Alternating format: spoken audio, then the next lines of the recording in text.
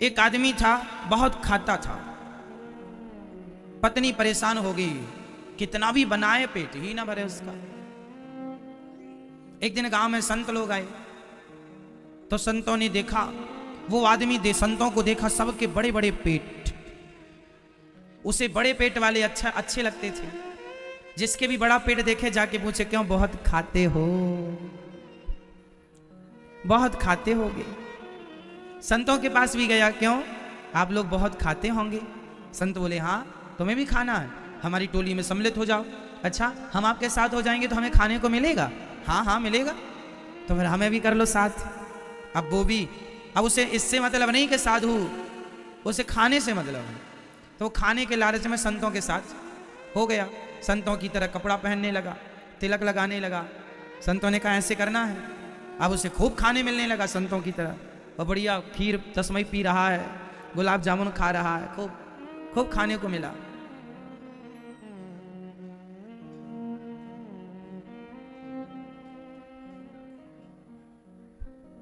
Server मुड़ा दिया।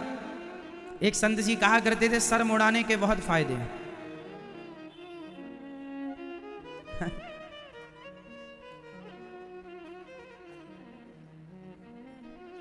Mood मुड़ाए 3 गुण।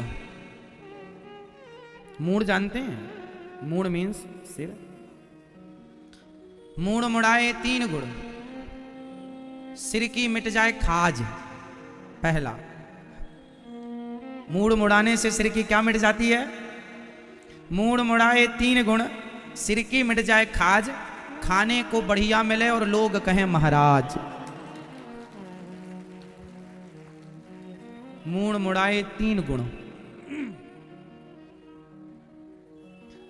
उसका भी मूड मुड़ा दिया। मूड मुड़ाना मतलब सिर बाल साफ कर दिए। वो भी महाराज बाबा जैसे साधु हो गया। अब उनकी मंडली चलते चलते गांव गांव से गुजरती। बढ़िया लोग भाई, साधु संतों का स्वागत सम्मान तो करते ही आदमी अपने से अच्छा उन्हें खवाने की कोशिश करता है। खूब गांव में खाते पीते वह अयोध्या जी पहुंच गए। वो संत अयोध्या जी से थे। अयोध्या जी पहुंच गए। अब सभी संत जब अयोध्या जी पहुंचे, तो अयोध्या जी में भी बढ़िया उन्हें खाने को मिला। मस्त खूब खा रहे हैं साधु, वो भी खा रहा है। उसको अब पत्नी वतनी की याद नहीं आती, मस्त खाया पिया सोया। गुरुजी ने उसे दीक्षा दे दी। गुरुजी ने कहा, यहाँ तुम खाते हो सोते हो, थोड़ी देर सीताराम सीताराम जपा करो। जी गुरुजी, ये सीताराम सीताराम क्या होता है? बेटा ये भगवान होते हैं, जपा करो। जी गुरुजी, कितनी देर जपूं? जितनी देर तुम जप सको। अब वो खाए, सीताराम सीताराम सीताराम सीताराम सीताराम। अच्छा, उसे रोज सवेरे रसोई में जाने की आदत थी। रोज जाके बैठा रहता वहां, उसको बड़ा मजा आता। आज क्या बन रहा है, खुशबू लेता रहता। आज ये मिलेगा खाने को, आज ये मिलेगा। बड़ा पेटू था, खूब खाता। संयोग से आज आश्रम में चूल्हा नहीं जला। उसने देखा आज क्या हुआ, रोज तो सवेरे सब्जी कटने लगती थी, चूल्हा जलने लगता था, आटा लग जाता, आज क्या हो गया? दौड़ा दौड़ा, गुरुजी गुरुजी गजब हो गया, क्या हुआ? बोले आज रसोई नहीं जल रही है। गुरुजी बोले, अच्छा आज एकादशी है, एकादशी, और एकादशी के दिन साधुओं के यहां चूल्हा नहीं जलता। गुरुजी ये एकादशी क्या होती है? बेटा आज के दिन व्रत रहना पड़ता है। गुरुजी ये व्रत क्या होता है? बोले आज कुछ नहीं मिलेगा खाने को, आज केवल सीताराम सीताराम जपो। उसने कहा, गुरुजी तब तो हम दूसरी एकादशी देख ही नहीं पाएंगे। क्यों? बोले हमारी अब दूसरी एकादशी नहीं आएगी। आप कुछ नहीं देंगे खाने को तो हमारी तो द्वादशी ही नहीं आएगी। गुरुजी बोले क्यों? बोले हम मर जाएंगे, कुछ नहीं मिलेगा आज। गुरुजी बोले तुम एक दिन ही खाओगे मर जाओगे? हाँ गुरुजी। गुरुजी आप करो एकादशी, हमें ना कराओ। गुरुजी बोले पर यहां कन्या में कुछ बनता नहीं है, तुम्हें क्या दे दें? अच्छा कुछ बना बनाया रखा हो वो दिला देना। ना यहां कुछ बना बनाया तो रखते नहीं हम लोग ज्यादा, ताजा ताजा बन के ठाकुर जी का भोग लगता है। गुरुजी कुछ तो करो, प्राण बचाओ हमारे। गुरुजी को दया आ गई। गुरुजी ने कहा अच्छा एक काम कर, कोठारी जी के पास जाओ और तुम सामान ले लो, आटा दाल जो भी तुम्हें लगे, और जाओ सरयू जी के किनारे वहीं बनाकर खा लो। यहां तो बनेगा नहीं आश्रम में, पर तुम अपने से बना के खा सकते हो, तुम्हारी इच्छा है तो बना के खा लो। पर सुनो, जो बनाना पहले भगवान जी का भोग लगाना, भगवान जी का भोग लगाना। चला कोठारी जी राशन दो। कोठारी जी ने थोड़ा सा आटा दिया, उसने कहा इससे क्या होगा, थोड़ा ज्यादा दो। कोठारी जी ने किलो भर आटा दिया, उसने ऐसे उठा कर देखा, बोले कम है, थोड़ा और दिया। 1.5 किलो 2 किलो आटा दिया, थोड़ा सा आलू दिया, साग सब्जी दी, गुड़ दिया, थोड़ा सा देसी घी दिया। अब वो गया सरयू जी के किनारे, लकड़ी वकड़ी इकट्ठा किया, कभी तो बनाया नहीं था, अब मरता क्या ना करता, या ना बनाए तो मर जाएगा। तब जैसा तैसा उसने आग जलाई और रोटी बनाई, ऐसे मोटी मोटी आटा लगाया, 3-4 रोटी में ही पूरा आटा कवर कर लिया उसने। सोचो कितनी मोटी बनाई होंगी, है ना। मोटी मोटी हाथों की रोटी बना ली उसने, लंबी भी चौड़ी भी, जैसी बनी बनाया। और जैसी खाने लगा, याद आया कि गुरुजी ने कहा था पहले भगवान जी को भोग लगाना, भगवान जी को खवाना। अब रोटी बन गई, घी लगाया, गुड़ रखा, भरता भरता तैयार कर लिया उसने। अब बुलाया, हे भगवान आओ। गुरुजी ने कहा था कि भगवान खाएं तब खाना, भगवान आओ, फिर जल्दी ठंडी हो रही हैं रोटियां,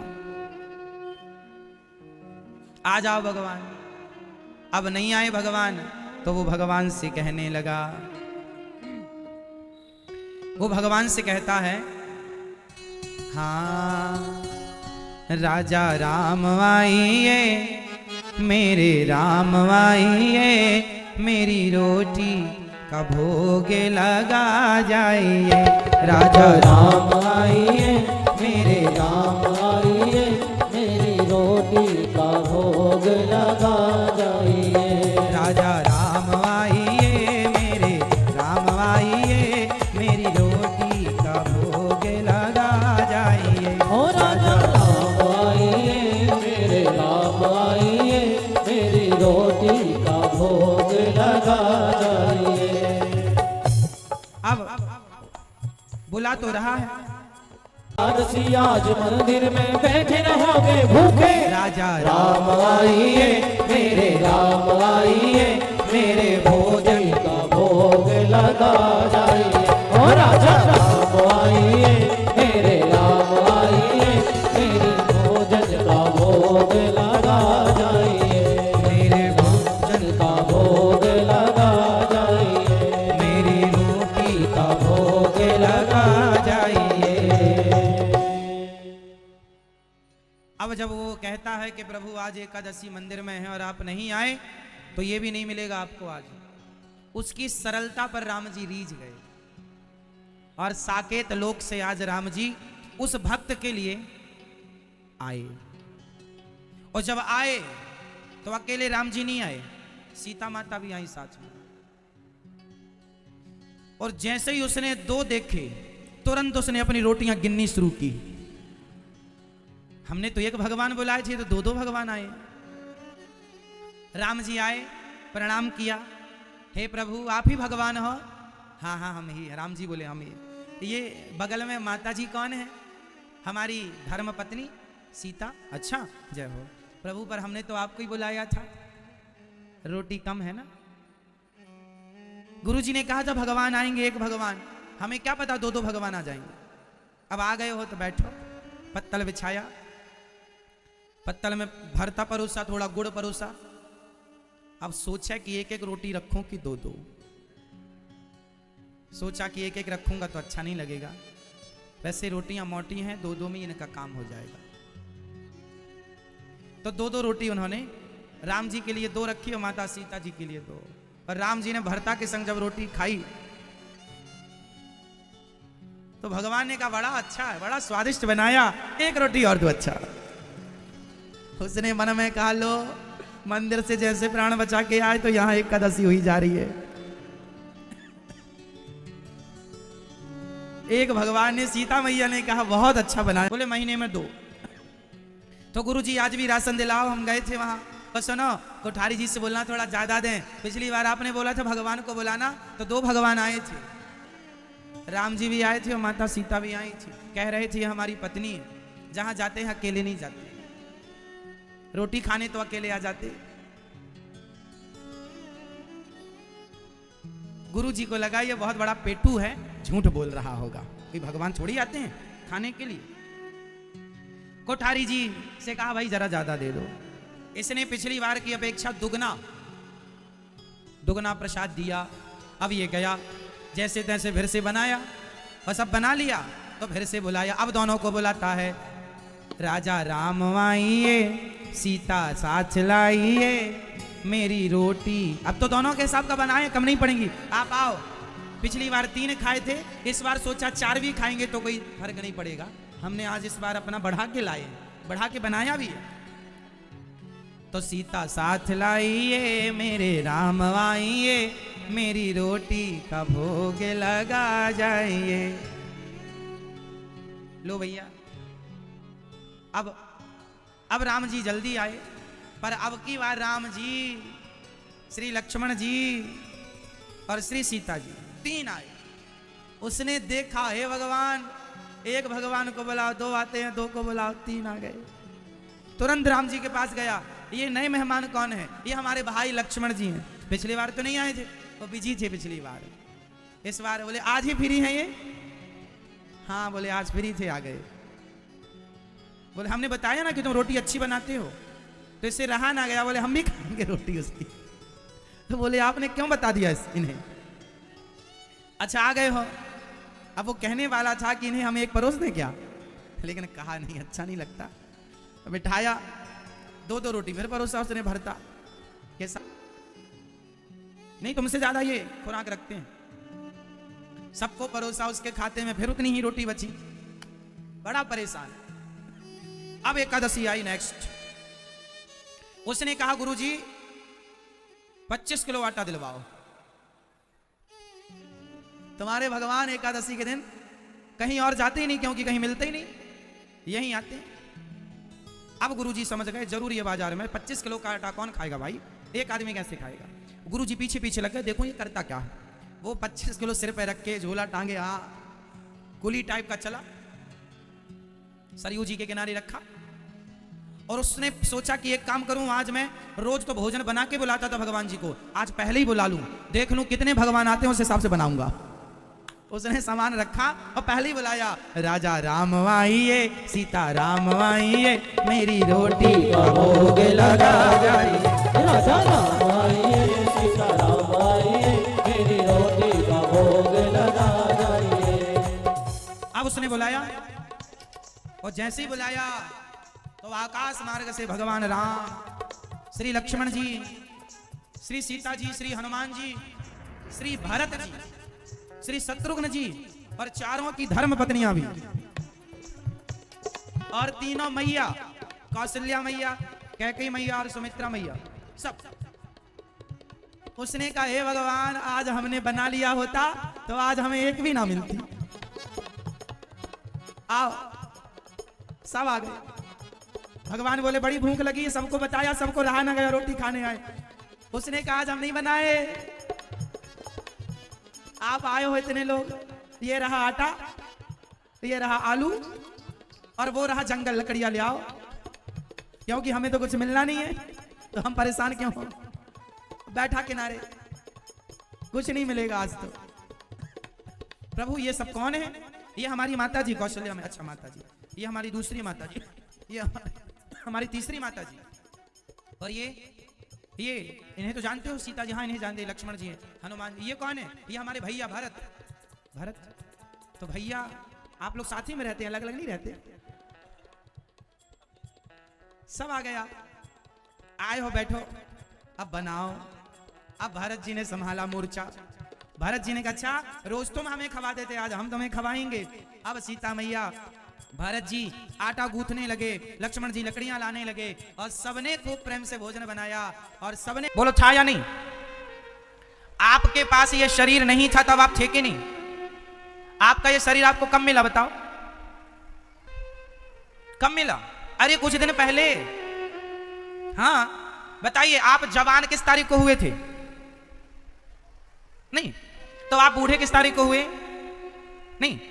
ना तो बुढ़ापे की तारीख आपको पता है, ना जवानी की तारीख याद है, लड़कपन की तारीख भी आपको याद नहीं है। जब माँ के पेट से हुए थे तब आप इतने से थे, 2.5-3 किलो के, फिर आप 10 किलो के हुए। जब आप 3 किलो से 10 किलो में आए तब आपका रूप रंग बदल चुका था, हाँ या ना? जब आप 10 किलो से 20 किलो का आपका वेट हुआ तब आपका रूप रंग बदल चुका था, हाँ या ना? जब आप 20 किलो के बाद 30 किलो में गए तब आपका रूप रंग बदल चुका था।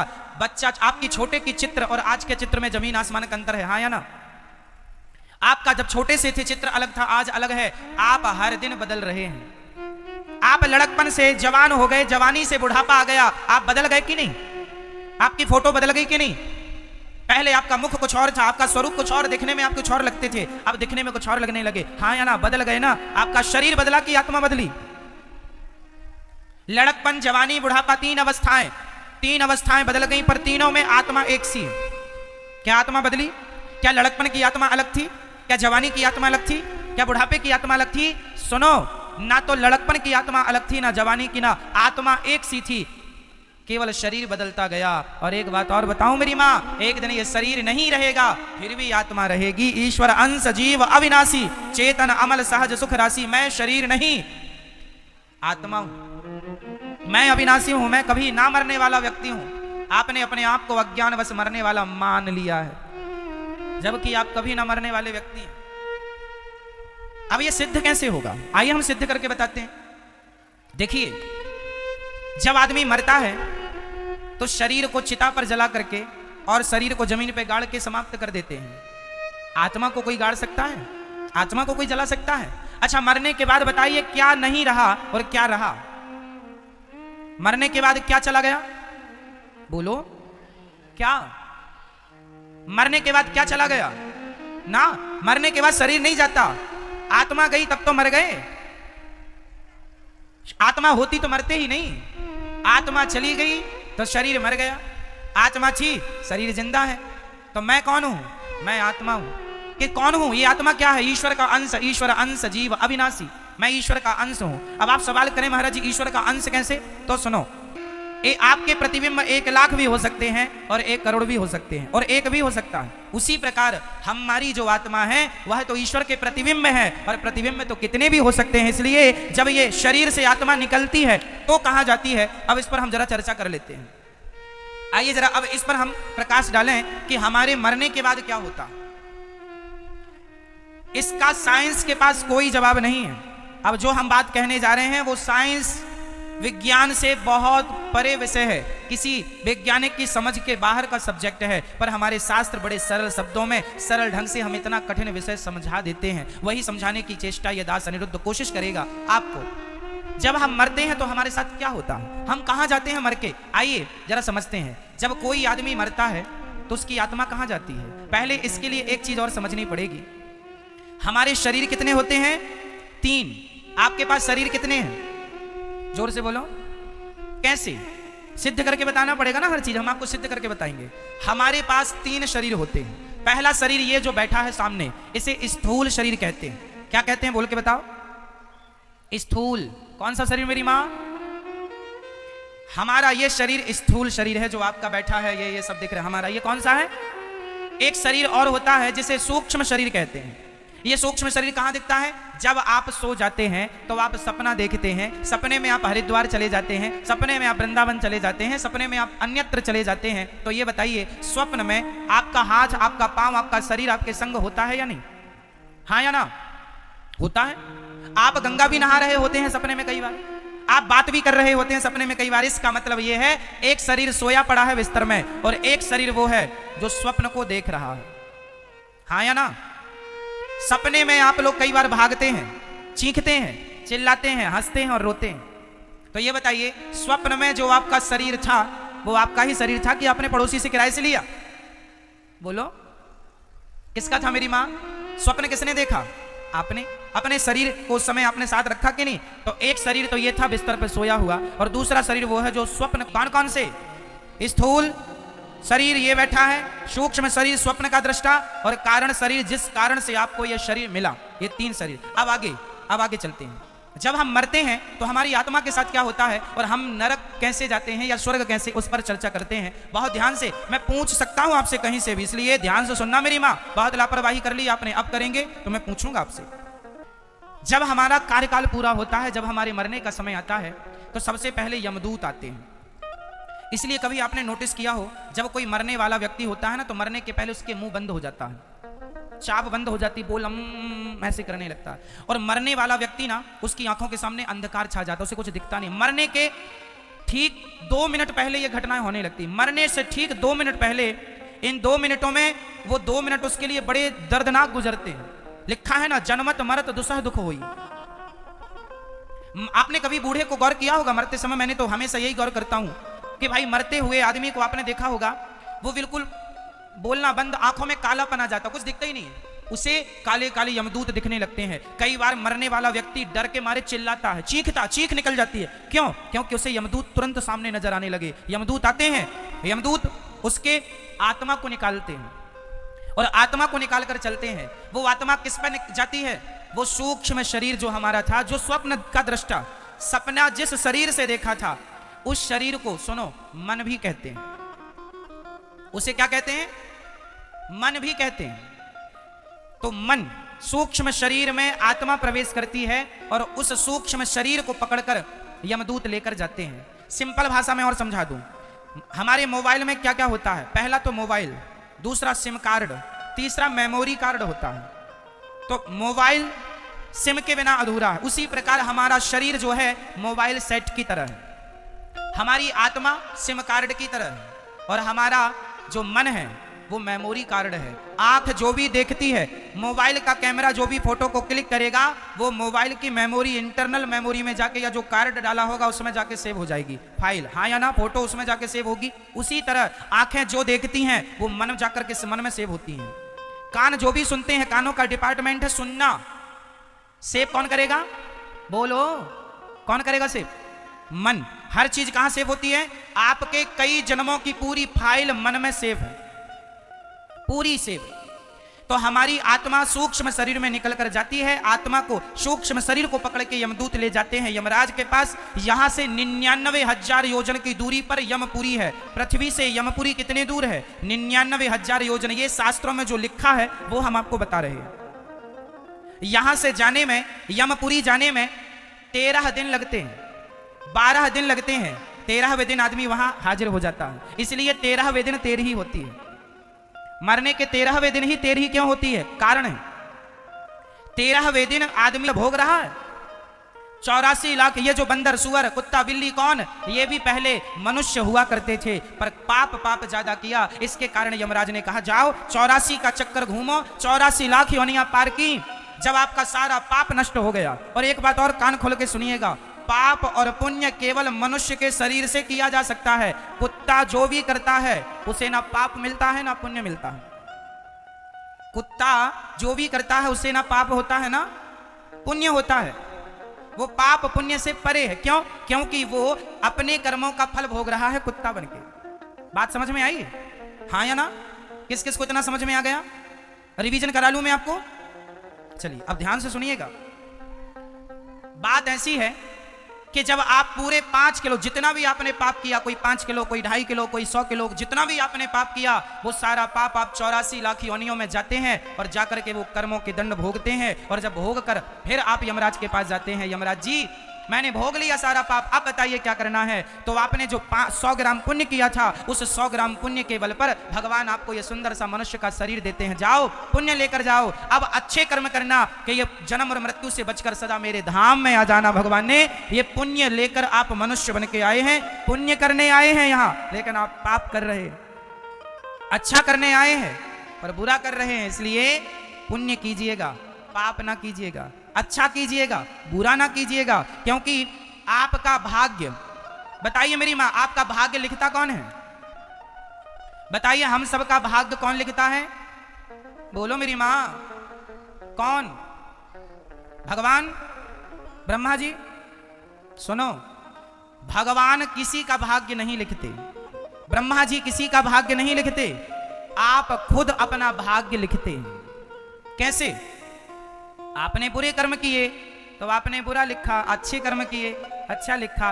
हो सकता है कि परमात्मा जैसे कोर्ट कचहरी में वहां एक टाइपर होता है जो टाइप करके दे देता, जो आप वसीयतनामा बनवाएंगे टाइप कर देता, बोलते जाओ वो लिखता जाएगा। हो सकता है ब्रह्मा जी लिखते जाएं पर लिखेंगे वही जो आपके कर्म होंगे। तो पेड़ बोए बबूल का तो आम कहां से आए? जैसा कर्म किया होगा तो वैसा भाग्य तैयार होगा। बुरे कर्मों का बुरा भाग्य और अच्छे कर्मों का। तो आप कहते हैं मेरे भाग्य में सब बुरा है, मतलब तुम्हारे कर्म बुरे हैं इसलिए भाग्य भी बुरा है। भगवान किसी के भाग्य में गलत नहीं लिखते, तुमने गलत कर्म किए हैं इसलिए तुम्हारा भाग्य गलत है। कर्म से भाग्य तैयार होता है। बोलो कर्म से।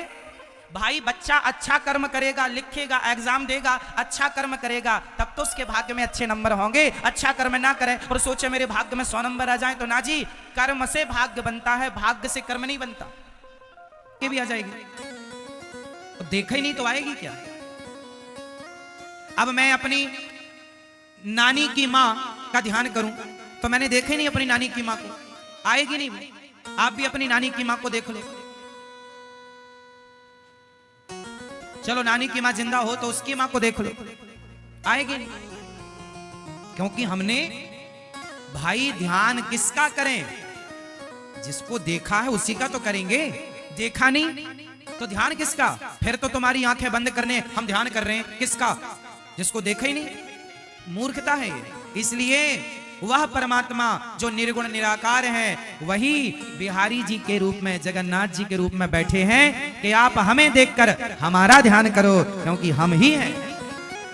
इसलिए मंदिर जाने की जरूरत पड़ती है, क्योंकि जो कण कण में भगवान है वो निराकार रूप में है और मंदिर में जो भगवान है वो साकार रूप में बैठे हैं। तो ध्यान करने के लिए साकार की जरूरत है, ना कि निराकार। साकार से निराकार की तरफ जाया जाएगा, आप डायरेक्ट निराकारी हो जाएं पॉसिबल नहीं।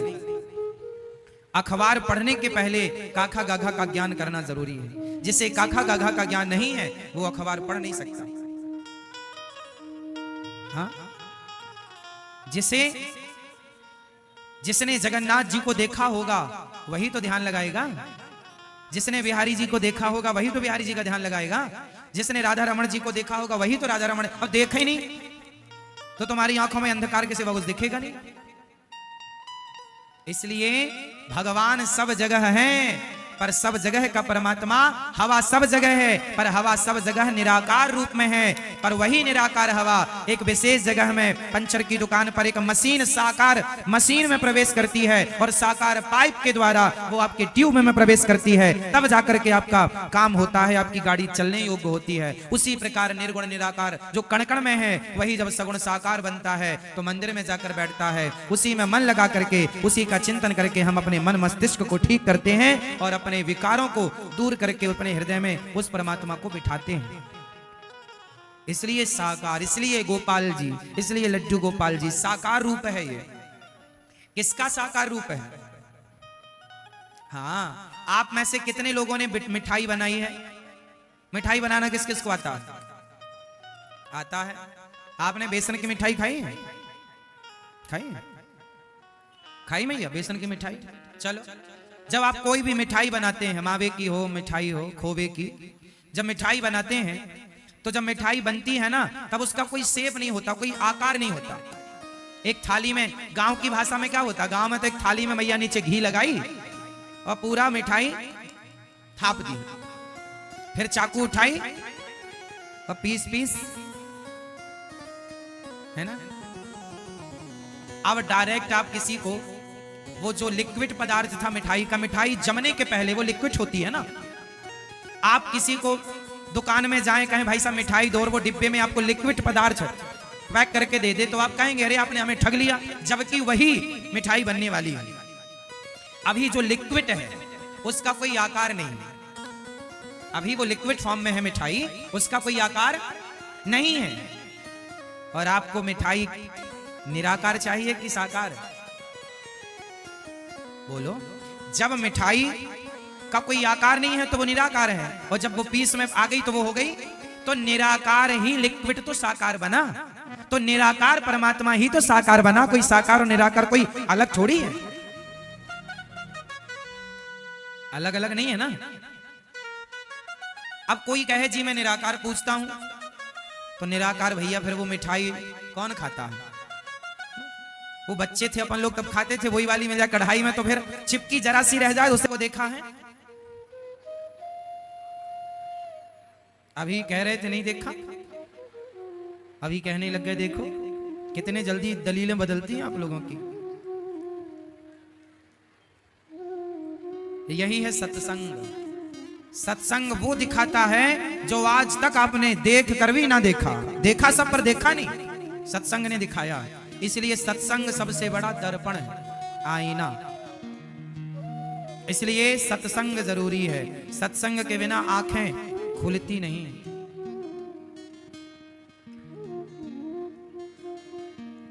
ध्रुव जी महाराज चले, मां भगवान कहां है? माने का सब जगह। अच्छा भगवान सब जगह हैं तो प्रकट कब होते हैं?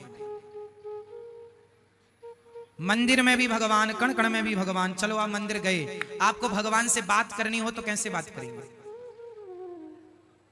आपने भगवान को देखा? देखा? देखा? आप लोगों ने हमें अपने टीवी पर देखा होगा, आप लोगों ने हमें अपने मोबाइल पर देखा होगा, लेकिन जब आपको हमसे बात करनी होती है ना तो टीवी पे हम आपसे बात नहीं कर सकते, मोबाइल पर आपसे हम यूट्यूब पर बात नहीं कर सकते। बात करनी हो तो आपको वृंदावन आना पड़ता है। यही है। ईश्वर को आपने हर मंदिर में देखा होगा, जैसे आपने हमें हर टीवी पर देखा होगा, उसी तरह भगवान को आपने हर मंदिर में देखा होगा। भगवान से बात करनी हो तो क्या करना पड़ेगा? जैसे बात करने के लिए आपको यहाँ आएंगे, रूबरू होंगे, यहीं बात करेंगे तो बात हो जाएगी। उसी तरह जिसे भगवान से बात करनी हो उसे संसार से निकलकर और भक्ति के संसार में प्रवेश करना पड़ेगा। और भक्ति के संसार में जब आप प्रवेश करते हैं तो भगवान से रूबरू होते हैं, वैसे ही जैसे आप अभी हमसे रूबरू हैं। दही में मक्खन है, ढूंढो कहां है? कहां है? उसे निकालना हो तो करना क्या पड़ेगा? क्या बिना प्रोसेस किए, बिना मथानी से मथे निकलेगा? संभव है? दही में मक्खन की व्यापकता है, पर वहां तक पहुंचने के लिए करना क्या पड़ेगा? बिना मंथन किए आप पहुंच ही नहीं सकते। उसी तरह बिना प्रेम, बिना भक्ति के भगवान तक पहुंच ही नहीं सकते। ये वहां तक पहुंचने का प्रोसेस है, वहां तक पहुंचने की विधि है। बिना मीराबाई पहुंच गई, मीराबाई, कर्माबाई पहुंच गई। साचो प्रेम प्रभु से का कहता है तो वहां पूछा जाता है कि आपको किस सब्जेक्ट में बात करनी है, किस विषय में मिलना है। आपके पास कोई विजन हो, आपके पास कोई सब्जेक्ट हो, कोई मुद्दा हो तो बात भी होगी। अब नहीं जी बस हमें तो गिल्ली डंडा खेलना मोदी जी के साथ, तो गिल्ली डंडा खेलने का तो फुर्सत नहीं, हमें तो कोई काम नहीं है, अब बात करनी है। तो बिना काम के आदमी से मोदी जी बात नहीं करते, तो बिना काम के आदमी से भगवान क्यों बात करेंगे? आप पहले पात्र तो बने, आप पहले योग्य तो बने। भगवान से कौन बात कर सकता है? इसलिए बड़े बड़े साधु संत साधना करते हैं, मन को केंद्रित करते हैं, मन की हलचल समाप्त करते हैं, बिल्कुल मन निष्कपट निष्काम हो जाए।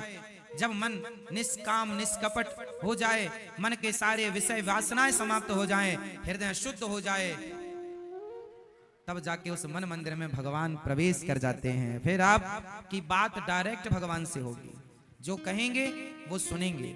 और आप भगवान को देख भी सकते हैं, परंतु आप ही देखेंगे और नहीं देख सकता कोई। डॉक्टर की लिखी दवाई आप में से कितने लोग पढ़ सकते हैं? डॉक्टर की लिखी भाषा को कितने लोग पढ़ सकते हैं? हम लोग नहीं पढ़ सकते, पर देख सकते हैं। देख सकते हैं पर पहचान नहीं सकते लिखा क्या। मेडिकल वाला पढ़ लेता है, मेडिकल वाला पढ़ लेता है। सोचो कि जब डॉक्टर की भाषा सामान्य इंसान नहीं पढ़ सकता, तो भक्त की भाषा भला सामान्य व्यक्ति कैसे समझ सकता है, कैसे पढ़ेगा? ये खग जाने खग ही की भाषा। मीरा ने भगवान को देखा है। अब मीरा से कोई कहे कि तूने देखा तो हमें भी दिखा। अरे पगले, मीरा पात्र है, तुम पात्र नहीं हो। तुम पात्र बनो, ये चीज देखने दिखाने की नहीं है साहब, ये अनुभव का विषय है, ये अनुभव है, एहसास।